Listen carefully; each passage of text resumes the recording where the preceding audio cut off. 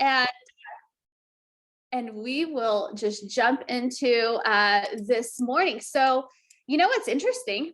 I don't know if you guys keep track. Maybe you do, maybe you don't, but I keep track of something. And the something that I keep track of is how many power-ups we've had this year. We have had 43 Texas power-ups this year, 43. That's pretty awesome. Special guests all over the place, you guys being special guests.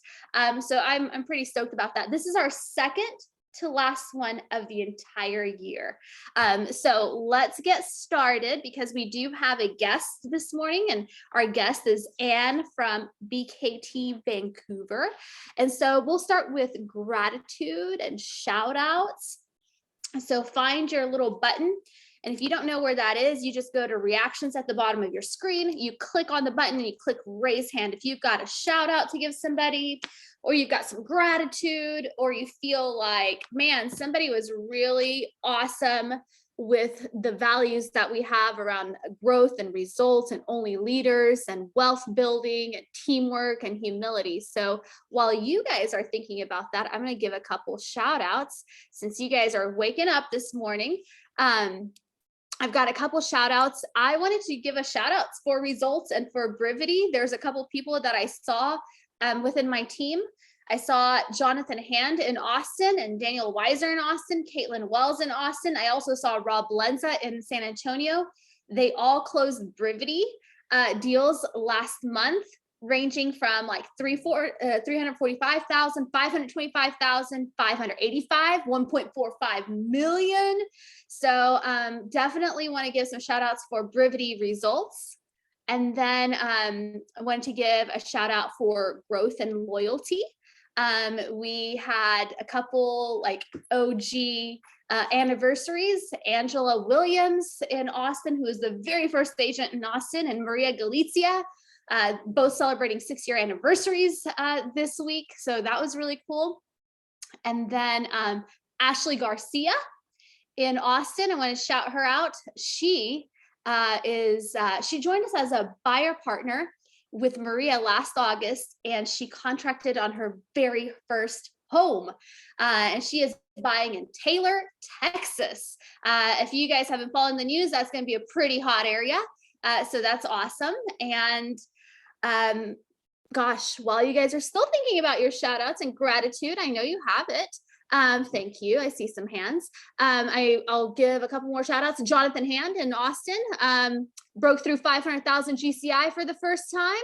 Congratulations. Maria and Ashley in Austin broke through 700,000 GCI for the first time. So way to go. Sharon, yes, ma'am. Ready for your shout out or gratitude? Yeah, I just have gratitude for Jordan from last week's Texas Power Up, and then the one prior where she was talking about, and if you follow her Facebook, she's got the Craig Burchard podcast, and I've just love having another avenue of learning and the leadership that's provided throughout Texas. So just wanted to thank her for her time last week. It was really helpful and just great to kind of recenter and focus on what's important to me. Did anybody do their 10-year letter? You guys are still working on it? Jordan, they're still kind of working on it. That's cool. We'll get back to you, Jordan, on how that's going. Andrew, yes, sir. Good morning.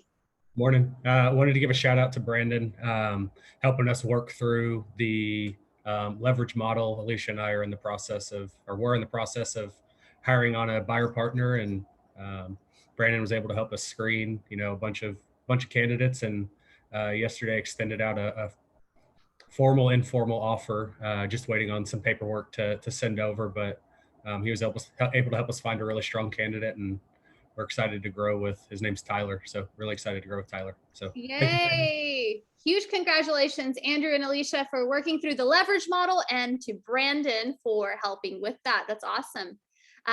Tony Castillo, yes, ma'am.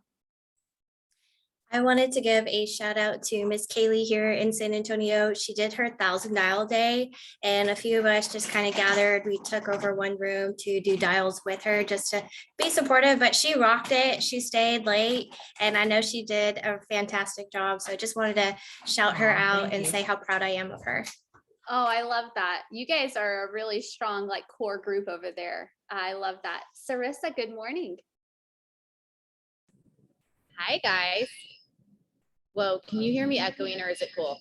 I can hear you echoing. Somebody probably Yeah. has theirs on in your room. Or like Everybody just volume up. Thanks, babe. Okay, well, ooh, that's horrible. No, turn the volume off. There's There too you many go. of us in here, so we're on 2 screens.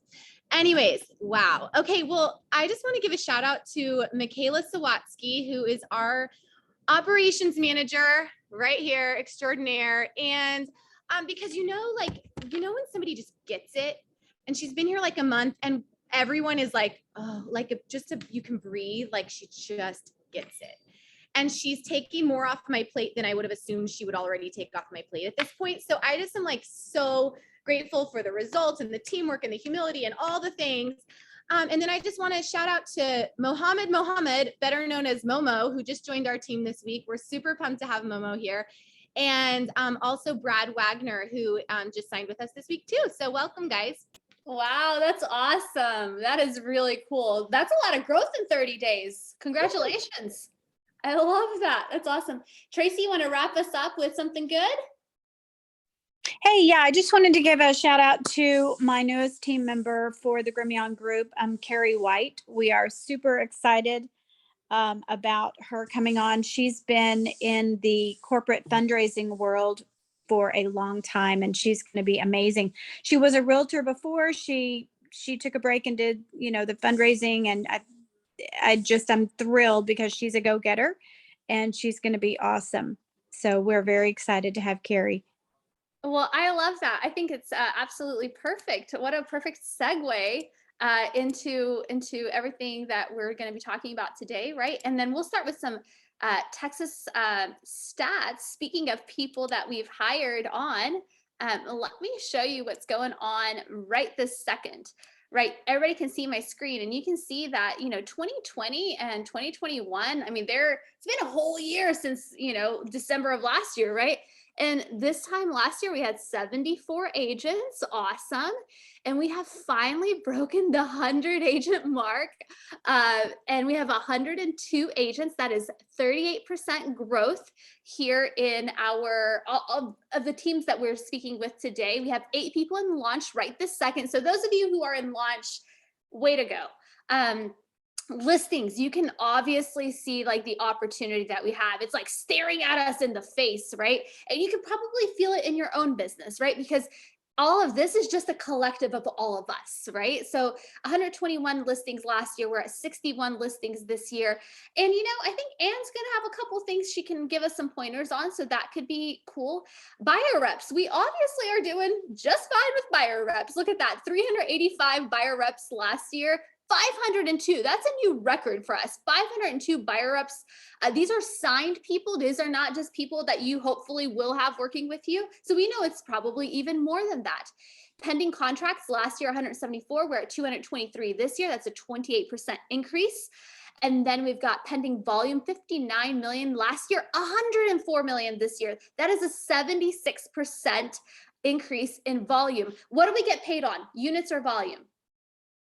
Kind of both, right? But volume, it's 3% of the volume. So that is a huge volume increase, which really demonstrates that we are getting pay raises in the process. Closed units, 836 last year. At this exact same time, 1,229 closed units with this group right here. So look at the 86 people in this Zoom room and give them just a huge hand of applause, because you guys have had 47% growth so far. It's a new record for us.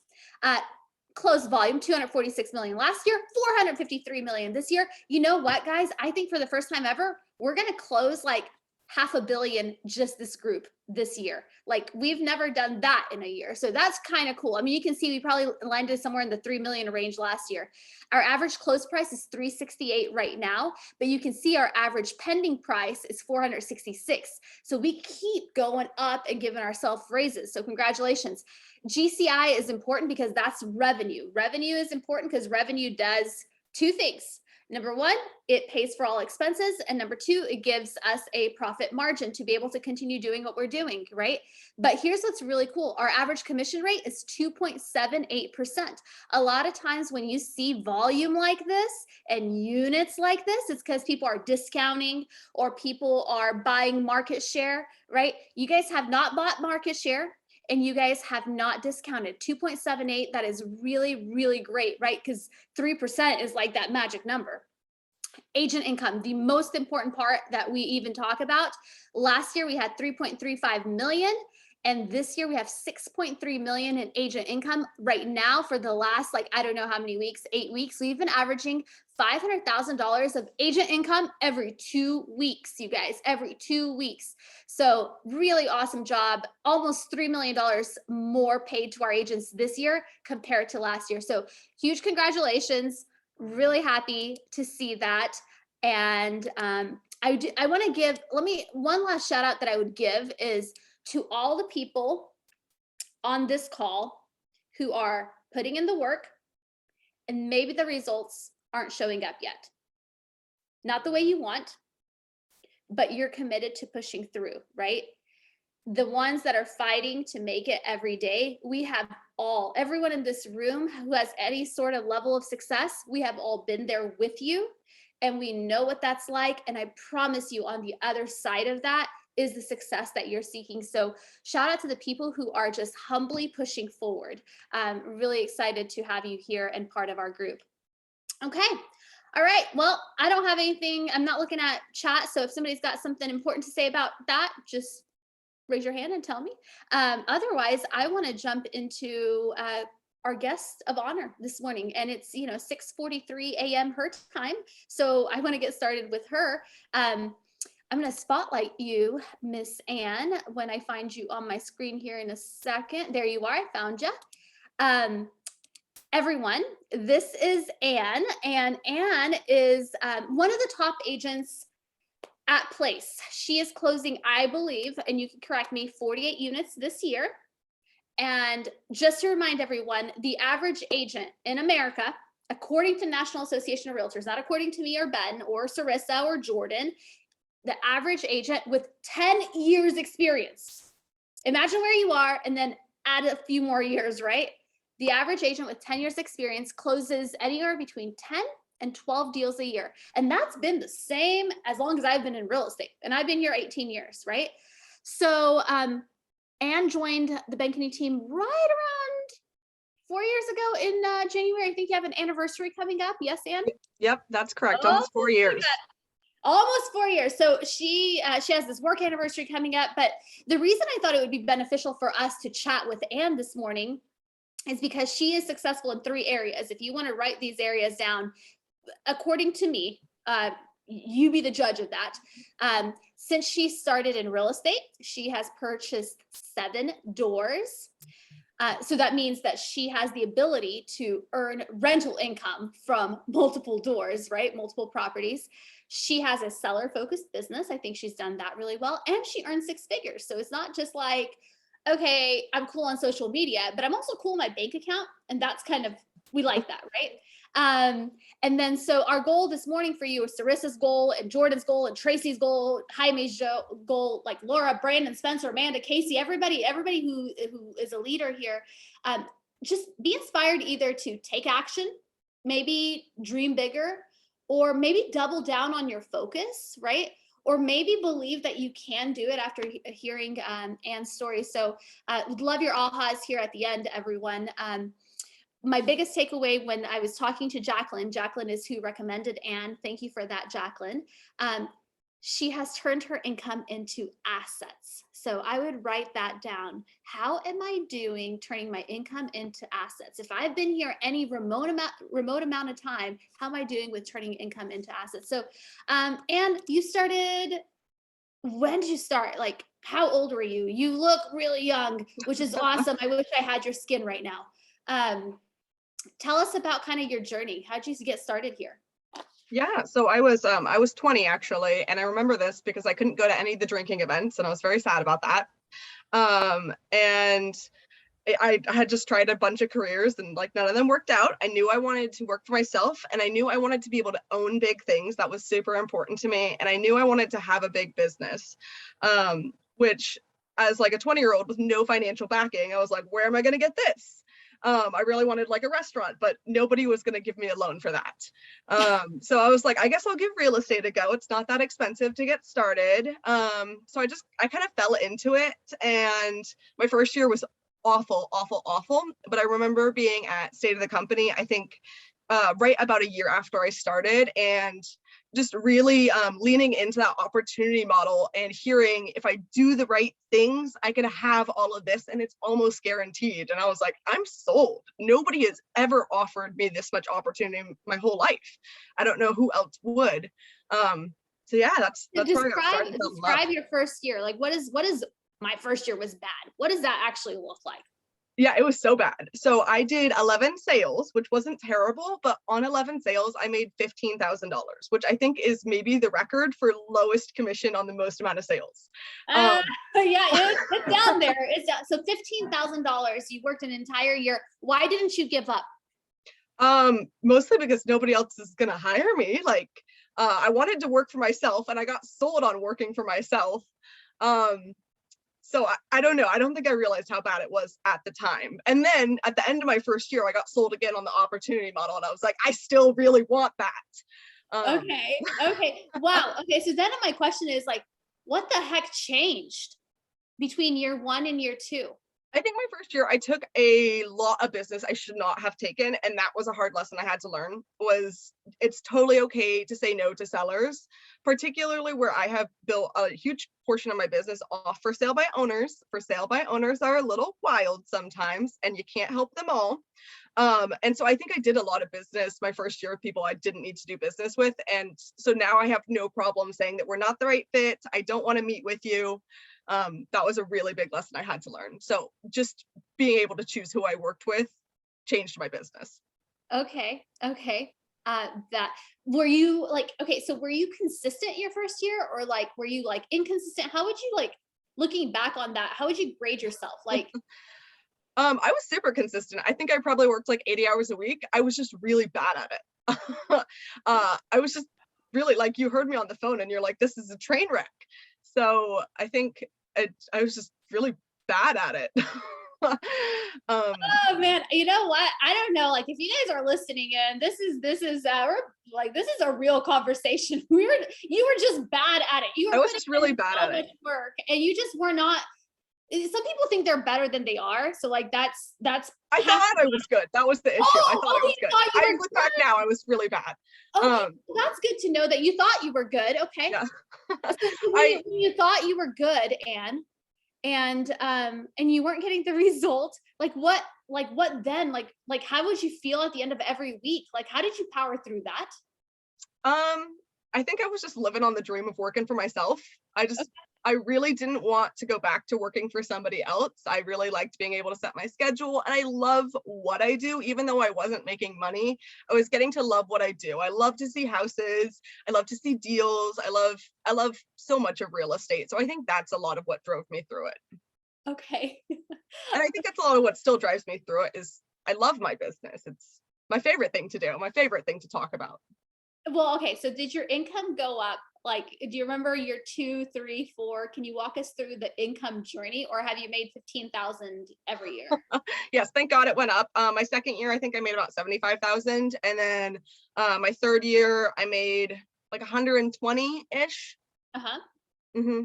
And do you know what you're going to end at this year? I think I'll probably just break like 200, which I was prepared. Like I thought making like $50,000 in a year was going to be like more money than God. So this is pretty exciting. Okay, I love that. Like looking back at the $15,000 a year girl, and then here we are at $200,000 a year girl. You're the same girl, right? But that consistency has paid off, right? I love that for you. Yeah, every year it's just been so much easier and easier. Just following the models, really. I love that. Okay, well, I guess we can jump into like kind of a conversation I wanted to have. Most people at least on my team, I don't know, Sarissa and Jordan, and then everybody else can speak for their teams. But what I notice on our team is that first of all, we wait forever to buy our first home. Like, it's kind of like, it's got to be like the right amount of income we're making. And I mean, I wrote down 15,000, 75,000, 120,000, right? So like, really, you know, your first 3 years, that is not a lot of money. And you managed to buy a lot of real estate. What happened? Like, walk us through what the heck? How do you do that? Yeah, I was dying to buy real estate. It's just like I grew up in an unstable home, so I was just dying to own a house that nobody could take away from me. So obviously I couldn't buy that on 15,000. But when I got to my second year, I had a spouse that could purchase it, so we bought it with his loan. And we bought a duplex, and we bought it owner occupied. And I think that's really the key to purchasing homes, is to buy them owner occupied. So that one, we got some of our closing costs paid on it, and it was a low price point. It was like totally in the ghetto. It was a super scary neighborhood. And so we paid, I think, like $8,000 out of pocket for it. And then I got about $4,000 in commission back. So it cost me about $4,000 total. And that was my first 2 doors, which I still have, and I love them. They're my baby. And then the next year, I broke up with that spouse. So I really needed a place to live that was cheap and wasn't going to give me any kind of grief. I needed something like, I couldn't fix it. I can't screw in a light bulb. So I needed something super cheap and super affordable. So I bought a townhouse. And that one also cost me $8,000. I got $4,000 back on it. It was just it was a 3-bedroom, 2-bathroom. It was like a early 2000s build. It was nothing exciting about it, but I was able to move in. I got some roommates. And so after my roommate paid my mortgage, it cost me, after utilities, like cable, everything, about $500. And I got to retain the master suite. So I was able to live there super cheaply. And that was my 3rd door. And then from there, once a year later, I was like ready for my own home. I didn't want any roommates. So that was this year. I purchased a 4-plex.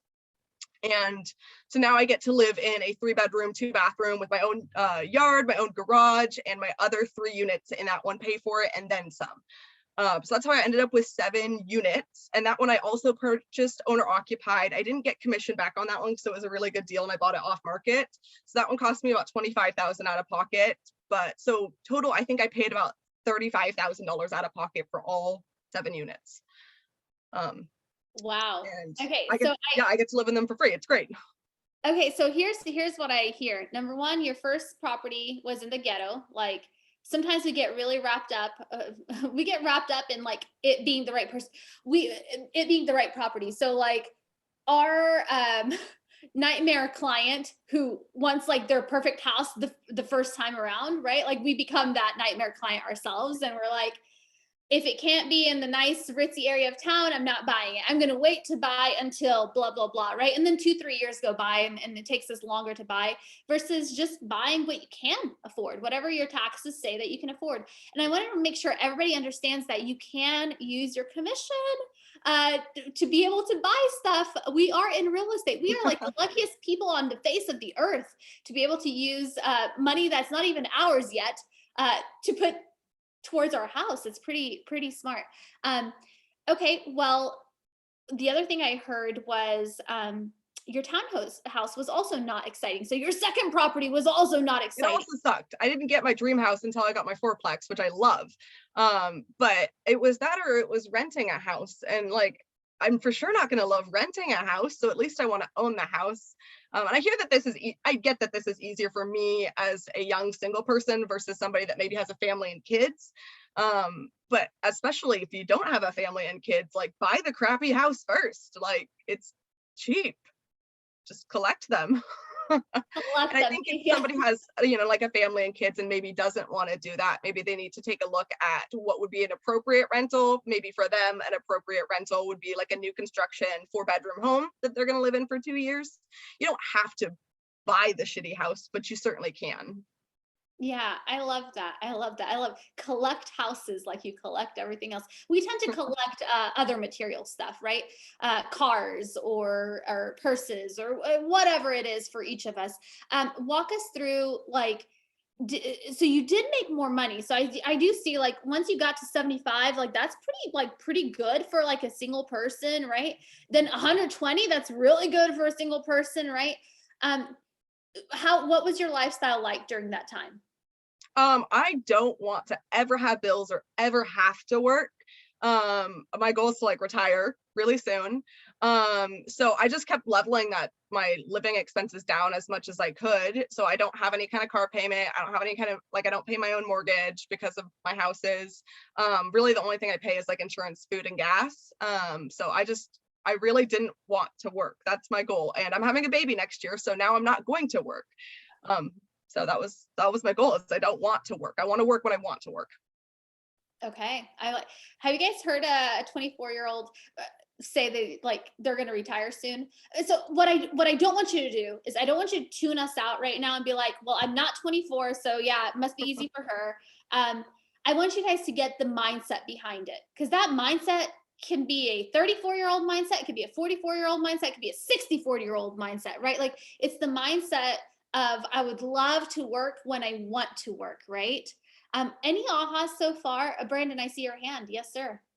Yeah, and whether you're 24, 34, 64, 104, even if it's not the situation that you're in right now, it's a situation that you can give your kids. So any way you slice this mindset, it works, right? Like, if you don't want to live in the ghetto, make more money, or just live in the ghetto, Or right? put your kids in the ghetto. I love that. Yeah. Yeah, if you're not 24, well, make sure your 24-year-old kid knows this, right? And you can adopt stuff like that. So, right, man, this is crazy. I think I met you at State of the Company that year, but it's awesome to hear you talk about your journey. So we appreciate it. Yeah, thanks for having me. What have you learned along the way? Anything on that investment journey that you've learned along the way that would help us? Yeah, I think what I thought the challenges were going to be were not the challenges. I think what I thought the challenges were going to be was, I was really scared of being a landlord. I was like, I am a young, small female. Like, I need to be a big man. And I'm sure there's other people that have felt that way. So I think I thought that was going to be a challenge, and it just wasn't. I'm a very small, candid female with my tenants, and I have wonderful tenants that really respect me, and I really respect them, and I've learned to take care of them. And they took care of me through COVID. So I think I felt like that was a challenge, and it just wasn't. It was the same way I felt when I got into real estate, and I was like, who's going to take a young person seriously selling a house? And that just wasn't actually a challenge. What was a challenge was I did not pay enough attention to the loans that I used to purchase my house. I got very caught up in like buying the house and then buying the next house. And had I had spent more time planning what type of loan I was going to use on my first, second, and third house, it would have cost me way less money. I ended up having to refinance my second house because I did purchase that with a FHA owner occupied. And at least where I am, to do a fourplex, I was going to have like 25% down, and I didn't want to do that. So rather than being able to refinance it into a conventional owner occupied and just waiting 3 months, I didn't want to wait 3 months. I wanted my house today. So I ended up having to refinance it into non-owner occupied and pay it down a bunch. And that cost me a bunch of money. So just having spent more time with my loan officer and hearing her suggestions would have saved me a ton of money and a ton of stress. Oh man, it's funny, like professionals, like we don't use them enough, right? Like they're expert in devices, expert for a reason. So whatever your strategy is, or what you think you might want your strategy to be, like it would be important for you to say, hey, XYZ lender, here is my plan for the next 5 years. What do you suggest? And they know. I love that. Okay, so aside from building a really great rental portfolio, you have also built a pretty decent business. 48 units or whatever it's going to be this year. That's a nice size business. What do you attribute all of that to? 100% listings. I fell in love with listings early, and I fell in a very hate relationship with buyers, probably because of my first year where I spent a ton of time with buyers. And listings is more money. You control your schedule, and I think it's so much easier to sell a listing than it is to convince a buyer that they like this home. So my business is, I solely prospect for listings. Everything else I get that is buyers is either like like my mom, or it's like me purchasing a house, or it's like a repeat offender, like a past client or something like that. So I really only prospect for listings, and I think that's where my business has come from. Okay, well, so when you say prospect for listings, what does that actually mean for you? For me, that's really just calling for sale by owners and expireds. I know there's a lot of ways to prospect for it, but I feel those are the fastest way to a paycheck, and I'm in it to make the least amount of calls for the most amount of money. I know that if I sit down today, I can for sure call enough for sale by owners that I can list one that I can get paid on next month. So yeah. I feel like we could just I wish we could just click repeat, because that was really good. I hope nobody zoned out for a second. You're in it to make the least amount of calls to make the most amount of money, essentially. And for sale by owners and expires to do that for you. And it is just strategy. Yeah, it's I have found that they're the easiest. Like, I can call my sphere all day long, but I don't know who's going to sell. I can call through my Brivity, but I don't know who's in there that's going to, I'm really bad with technology, so maybe don't hear that part. But I know that if I call enough for sale by owners, I know that if I call 20 for sale by owners, I can probably get listing appointments with 2, and I can at least sell 1 of them. And that's not that many calls. So I know that out of 20 people, if I'm calling for sale by owners, I can get a paycheck on at least 1 of them. Okay, so how many just for contrast, how many for sale by owners would you say come up in a week in your area? I think we have a lot more for sale by owners than it sounds like other parts of the country do. If I had to guess, maybe 10 a week.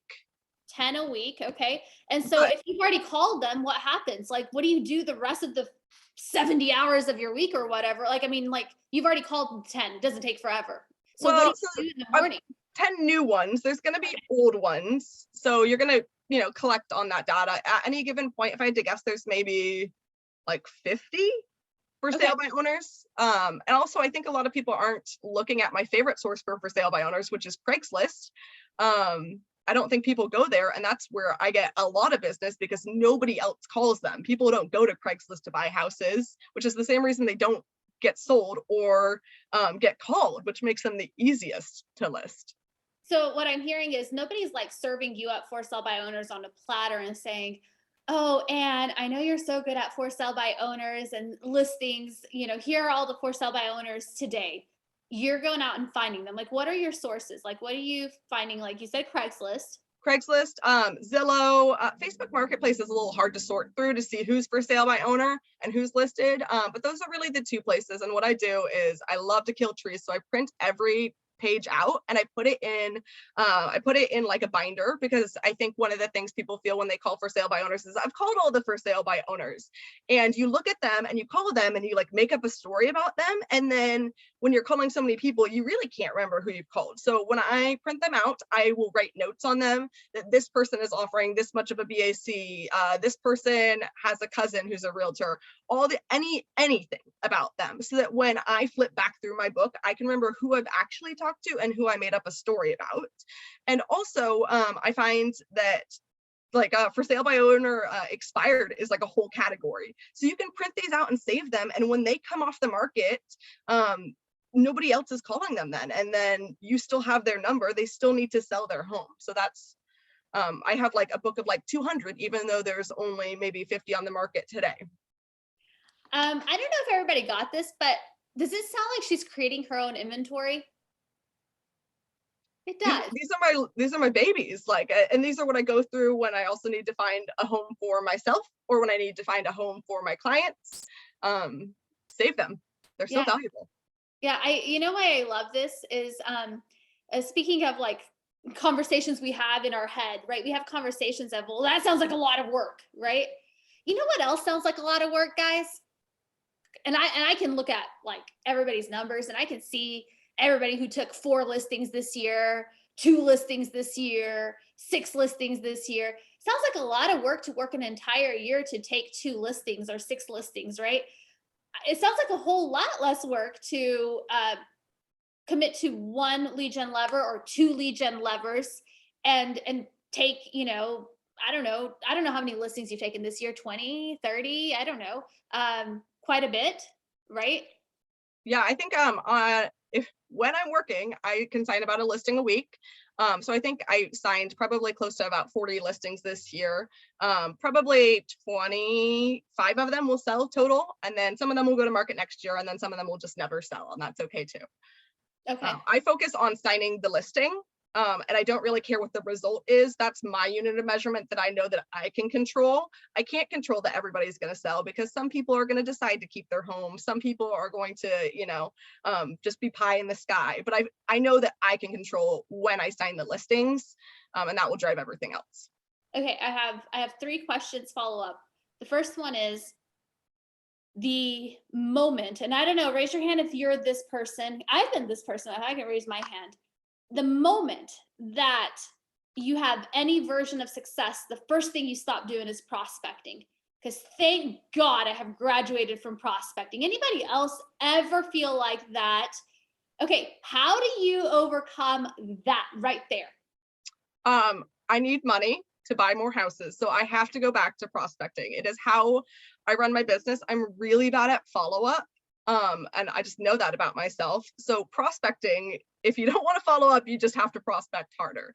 And truthfully, when I sign a listing on Monday, I don't work the rest of the week.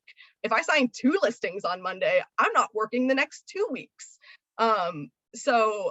I treat myself that way. And I also know that when I haven't signed a listing, I have to go to work. Okay, so listings to you equal freedom. Mm-hmm. Yeah, listings are my #1 priority. Signing listings is my one thing. And if you haven't signed listings, guess what, baby? You got to work. And if you have signed listings, you did the most important rock in your business. Congratulations. So do with your time as you see fit. Yeah, that's why we're in real estate, so that we don't have to do all the things that we don't want to. So if I did my one thing, then I'm not doing the rest. Okay, I hope everybody didn't zone out on us. That was interesting. For sale by owner, what is that script? Like, what do you say? Yeah, I have a script that I can actually share with you when we get done here. Awesome. Mostly I just ask them, would they want to, if I could get them more money, and I don't promise them, it's a very if I could get you more money, would you want to meet with me to talk about listing your home? And you're going to have some for sale by owners that have a cousin who's in real estate, or who are just crazy, but probably 99% of for sale by owners, it's money based. So if you just come at them with that, and say, well, let's meet and find out. And here, if I start running numbers and I find I can't get you more money, I'll call and cancel, because I don't want to waste your time and I don't want to waste mine. I find that probably 75% of my calls, I get my listing appointment on the first call, because that's all it takes. Is it really just takes that one objection handler. Is if I can get you more money, do you want to meet with me? And they're like, well, yeah. Okay, awesome. I have a question from the group, and the question is, do you have a buyer partner right now? I did earlier this year. He decided he didn't like real estate, so I no longer do. And because I don't plan to work next year, I haven't hired one again.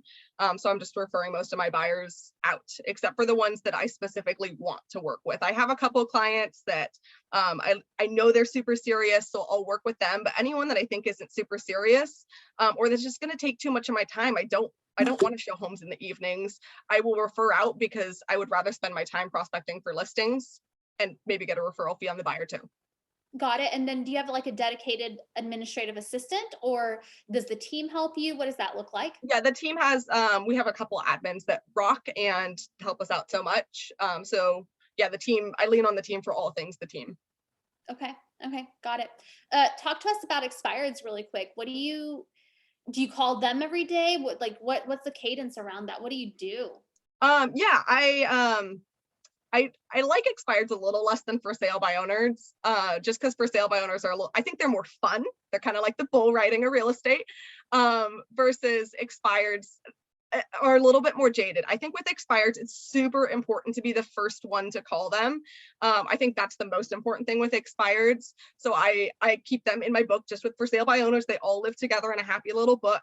And I'm fortunate that in my MLS, one of the 2 MLSs that we have, they actually have to post the owner's phone numbers in the expireds, which is crazy.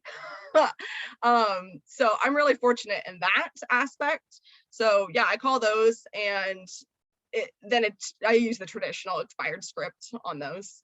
Do you still need to sell your home? Okay, great. When can we meet? And then they're like, no, I don't want to meet yet. And then you just start whacking through objection handlers. That's all you do, guys. You just whack away. And do you call every day expireds, or is it like if you like, okay, say you have not taken a listing this week, what would happen on Tuesday? So my expireds and my for sale by owners just go in together. So I call them through at the same rate. Whoever's new that day, every day I print off the new expireds and the new for sale by owners. And even if I don't call them, I make sure to print them that day, because you never know whose data is going to disappear, like who's going to come off the market or who's going to already get called. So I print everything that day, whether or not I lead gen. That way I have it. And then, yeah, I just call through those in whatever order they're in. Okay. What is your philosophy on discounting your listings? Like my commission? Yeah. I will take a discounted commission to get the sale.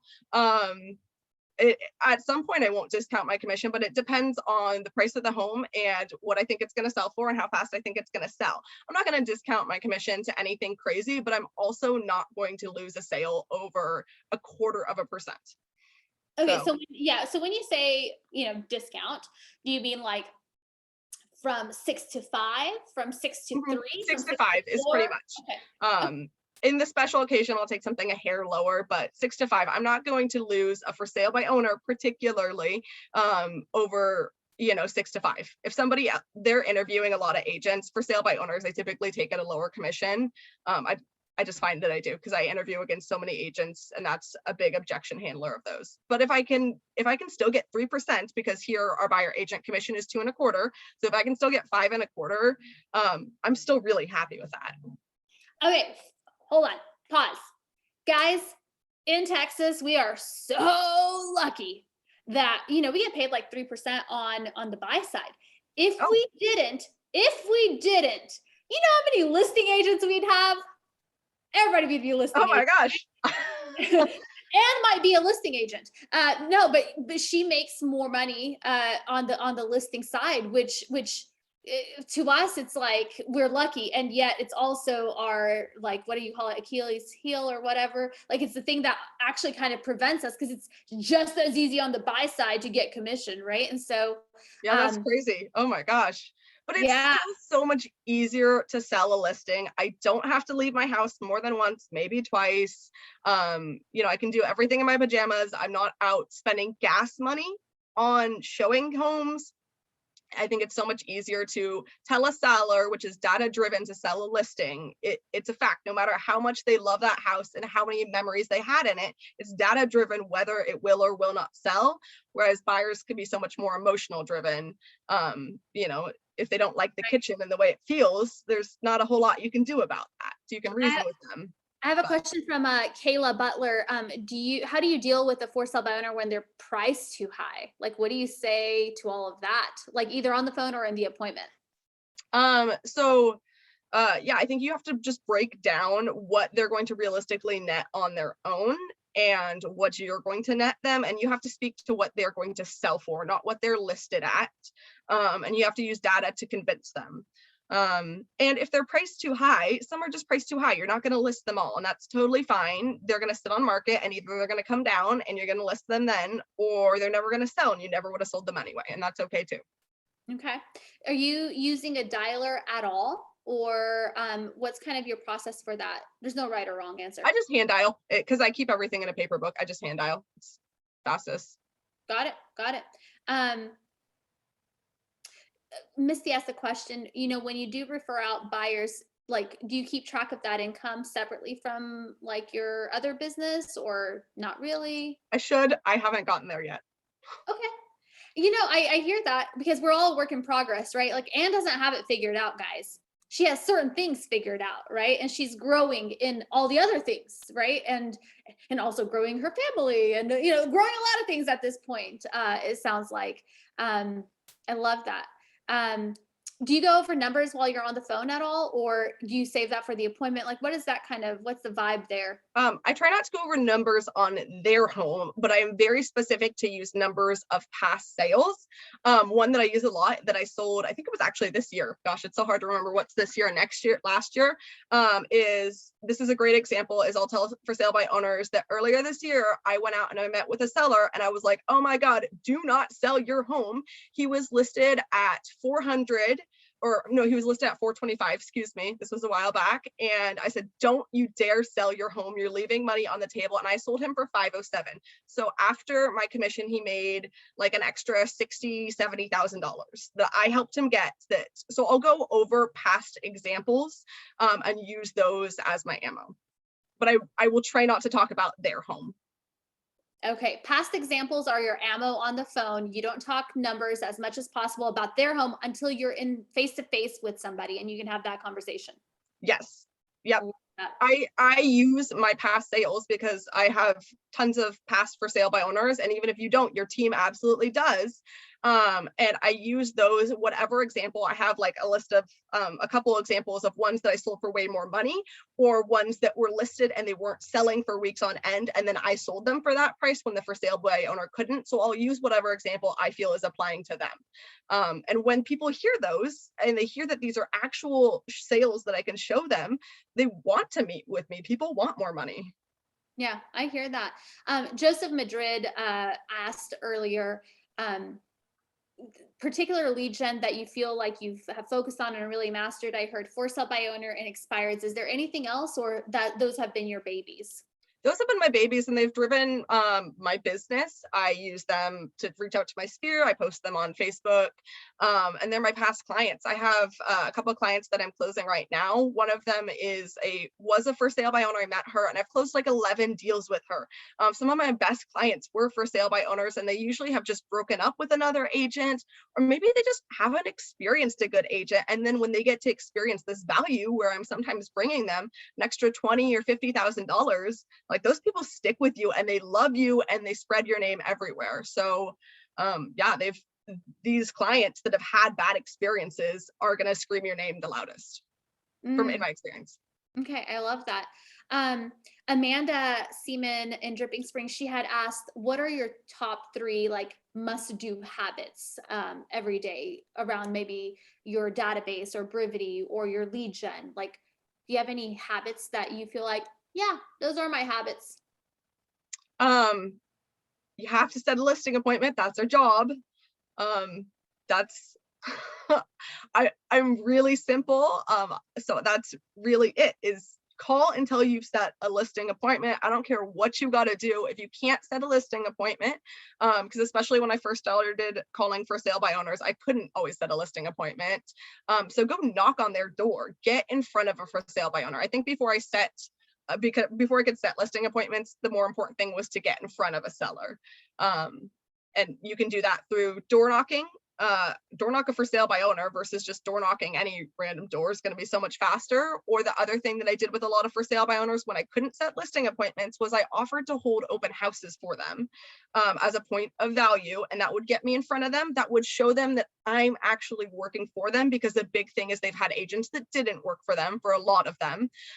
So that was a way that I took a lot of listings when I didn't know how to hard close for sale by owners. Okay, so if you're door knocking me, what are you saying? I usually show up and, I was just driving in the neighborhood. I see you're for sale by owner. Can I come in and see your house? Just like invite yourself in. And then I would do like the soft close method of invite them in, offer them value when I didn't know how to hard close them on the phone. And so value was open houses. Value is just bringing them seller disclosures because they don't have access to those documents. Value is offering to look through offers, do a CMA, just so many points of value. Got it. Brandon had asked, when it comes to investing, did your confidence to pursue deals and build your portfolio, did that come naturally to you? Did you have to work on taking action to make those moves? Like, what did that look like? Where'd you get all your confidence from? Oh, I just so badly wanted to own my own house. And I was willing to do anything to get my own house. So I just really, I've never wanted to pay for anything in my whole life. And my mortgage is like top of the list of most expensive things that I don't want to pay for. So I think that was a big driving factor for me, is I wanted to own something and have somebody else pay for it. Okay, so I love that. And most people will buy their first house. Most people will not continue that trend and buy an investment property a year or 2 investment properties a year. Why do you do that? Because I don't want to work, and I want to have a lot of money and security in my life. It comes from like, I think it's Ben that says it, or I don't know who it is that says it, but you don't need money to like buy things and buy nice cars. You need money for security, so that when your mother has cancer, you can take care of her, or when you break your leg, you don't have to work. And I came from a very insecure family, and I wanted that security. And so houses have gotten me hundreds of thousands of dollars in equity without me doing anything or working for it. Oh, yeah, I was going to ask you, do you know like what your equity amount has been over the last couple of years? I think I have just a little over $400,000 in equity in my 3 properties. Excellent. Good for you. Good for you. Do you guys hear how clear she is on her vision? Freedom and security. I keep hearing that over and over. Freedom and security, freedom and security. And when you're that clear, right? And that's why, like, you know, when Jordan said last week, write your 10-year letter to yourself. And what does that life look like? When you have some sort of clarity around it, decisions are easy, right? When you know freedom and security are important to you, guess what? Listing appointments are just part of the job. They are the job. They are the job. They're literally the job. They are the job. They are the job. Okay, last question. And you can, anything I've missed, feel free to just pepper in. But what are your goals in the future? Like what is Anne doing past this? Next year, after that? Well, I'm not going to work as long as I want to, because I don't have to now. So when I have my baby, I'm just going to spend time with that. And then I know that when I do want to go back to work, that the for sale by owners will still be there, and I can always pick up the phone and get business when I do want to start work again. But until then, I'm just not going to work. But if we have a couple minutes, I know we're running out of time. I do want to share a couple things about buying your own properties, a couple places. I think the first thing when you're buying your own property that is so important is to go above and beyond like you would for your clients. If you are just looking at the stuff that's on the market, you're doing yourself a disservice. We all list homes because we know it gets top dollar. So you need to be looking at non-listing homes for yourself. I love to buy homes from for sale by owners. 2 of my homes came from for sale by owners. I would imagine your rules are probably fairly similar to ours here, in that when I meet with a seller, if I want to purchase their home and they're interviewing me to list their home, I can't ethically tell them that their home is worth less than it is. I can't go to them and know that their home is worth 400 and offer them 3 and convince them it's worth 3. I can tell them it's worth 4 and I'll buy it for 3 and lay out why they should do that, but I can't like ethically tell them it's less. But the loophole of that is when they're for sale by owner, they have chosen to represent themselves, and it is not your job to tell them they are wrong on price. So I find the best deals. My 4-plex that I purchased was listed just as a for sale by owner at $437, and I came in and I was like, I'll pay $490 today. So I paid way more money than they were asking, and I still probably paid $150,000 less than what it was worth. It was not my job to tell them that they were wrong. They made that decision, and I'm sorry. So buy from for sale by owners for that reason, or at least get your home off market. The other thing is, yes, use your commission to purchase homes. So you can charge as much commission as you want. And I think this works best with for sale by owners or off market properties. But you could do it with an on market property too. So if you find a home that's a really good deal, meaning it's priced less than what you believe it's going to appraise at, you can fill that gap with your commission. So an example of how that might look is earlier this year, I found a for sale by owner. He wanted $215 for his house. I knew it was worth like $275. So I offered him $255 with a $40,000 commission. So he got the 215 that he wanted, but I got $40,000 because I didn't have 20% to put down and I wasn't going to move into this house. So that allowed me that instead of bringing $50,000 to the table, I would only have to bring $10,000 to the table. So that one didn't work out for personal reasons, but that's something that you can do for the people that are saying, maybe I don't want to move into these. You know, I have a lovely home. Like, I don't want to move out of my home, nor do I have 20%. Just get creative and use your commission. I love that. I love that. Oh my gosh. Any last minute questions? Anybody got anything else? We tried to like go as fast as possible. I hope it was fast enough. We have got 2 speeds, fast and faster. So let us know. I don't have a question, but Yeah. I do want to say that like I met Ann at that same State of the Company, and I just love like the confidence that you have, Ann. It's not just from the fact that you're good at selling homes and you bought all these houses, right? Like you're so honest and clear about your past. You're so clear about your strategy, and then you know your numbers, right? And like that's where real confidence comes from, and you know where you're going, right? And you know that you're on track, and you know that you have set yourself up the way that you want to. I mean, it's really remarkable. So well done. Thank you so much for that. Oh, I love that. Casey, that's a good share. And you know what, Anne, I have to say, I really have enjoyed this interview because you are very transparent. You're very vulnerable. You accept who you are. And there is so much power in like not, you know, what's that saying? Play stupid games, win stupid prizes, right? You are not playing stupid games and you're not winning stupid prizes. You are playing your game and for your reasons. And what a joy it is 4 years later to like see where you have, we had an agent start the same day. I'm not going to name who it is. That agent isn't with us anymore. I can tell you she does not own 7 doors.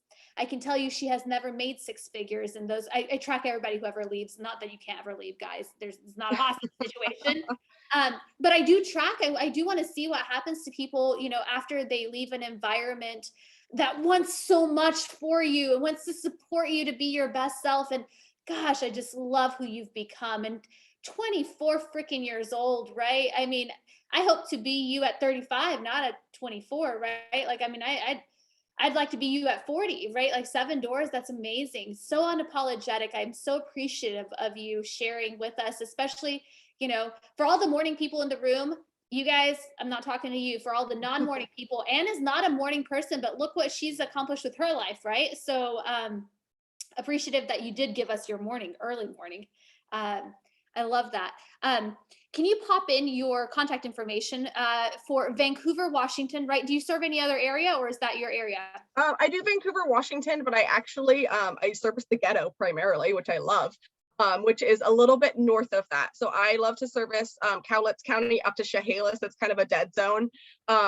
So anyone looking like Southwest Washington that's not looking in Vancouver, I service north of that. So I service basically from Vancouver up to where like the Olympia team takes over. Okay, I love that. And when are you due? And then I want to go to Brandon. I'm in June, so I still have to do a little bit more work before then. Okay, so she's gonna work like, you know, like half a year or so next year. So that's cool. You're probably like, you probably make the same amount of money in half the time because you're so clear. I love That's that. the goal. Right on. Brandon, I'm going to you. Hey, Ann, congratulations, by the way, on your future baby. Thank you. You mentioned you weren't going to be working as much, but I wouldn't be a professional if I didn't ask. Do you still have any investment plans while you're out of pocket, not working? Oh, I made everyone promise to not let me buy a house when I'm 9 months pregnant that's a fixer, because I can't stop buying houses. I'm for sure gonna have to buy something next year. I love it so much. I've never met a house I didn't want to buy, so I'm sure I'll buy something. And are you considering any areas outside of Washington State, like, I don't know, San Antonio, Texas, or something like that? Not at the moment. I will in the future. One of the things I love about my market is we have amazing cap rates here, and that's one of the reasons that I chose to move here. So where I can do stuff with amazing cap rates in my own reach, probably not at the moment, but in the future. Yeah, awesome. You heard that, everybody. Get on Craigslist, Southwest Washington State. You heard it. Thanks, And when did you move to Washington? I've always lived here. I just moved up to Longview, Kelso area this year, and love it. Okay, I love that. What's your email? Can you pop that in for us in the chat for us? Okay, awesome. You guys, next week is our last power up of the year of the Texas power ups. Anyway, we'll be back next year. Hopefully, if you want us. If you don't want us, just tell me and be like, this is such a waste of my time. I hate doing these, because I can find something else to do with my Thursday mornings, I promise, and all of this stuff leading up to that. We have Mark from Delaware joining us next week. He moved to Delaware a few years ago, I think 3 or 4 years ago. And he actually wasn't doing that great. And then he partnered with Place. And this year, he partnered with Place this year, I think in February, March, something like that. And then he's taken 50 listings this year. So I thought it would be a good way to end the year on the one thing that we know, according to Anne, who is successful with listings are our number one priority, right? So I thought man, let's end the year with listings. If you list, you last in this business, right? Your store is your inventory. And if you got no listings, it's hard to be in real estate and have a store open. So I'm looking forward to that conversation. I'm so appreciative of Anne this morning. I'm so appreciative of all of you who just level up your business every single week with us. If there's nothing else, I think we'll see you guys next week. Good? Thank you so much for having me, guys. Thank you, Anne. I appreciate you. Guys, we'll see you later. Have a great week and weekend. Thank you. Thanks, Ann. Thanks, Thank everyone. you, Anne.